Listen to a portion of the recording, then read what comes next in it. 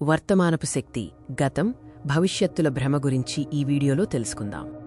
ఇది వర్తమానపు శక్తిపై సద్గురువు మరియు సాధకుడి మధ్య జరిగిన లోతైన సంభాషణ.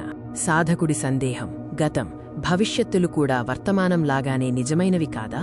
అవి మన ఆలోచనలు, ప్రవర్తనను ప్రభావితం చేస్తాయి కదా? సద్గురువు సమాధానం: మీరు దీనిలోని అసలైన ఆంతర్యాన్ని ఇంకా పట్టుకోలేకపోతున్నారు. ఎందుకంటే మీరు దీన్ని కేవలం మీ మనసు ద్వారా అర్థం చేసుకోవాలని ప్రయత్నిస్తున్నారు. ఈ సత్యాన్ని మనసు ఎప్పటికీ గ్రహించలేదు.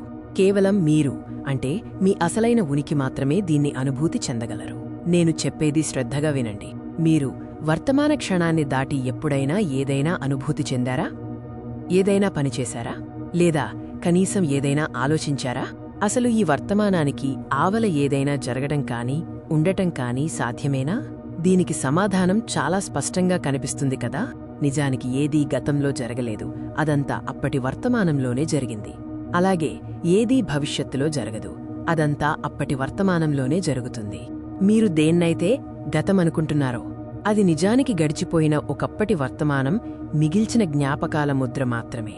ఆ జ్ఞాపకాల ముద్ర మీ మనసులో నిక్షిప్తమై ఉంటుంది. గతమంటే అంతే. మీరు గతాన్ని గుర్తు చేసుకున్నప్పుడు ఆ పాత జ్ఞాపకాన్ని మళ్లీ తట్టి లేపుతున్నారు.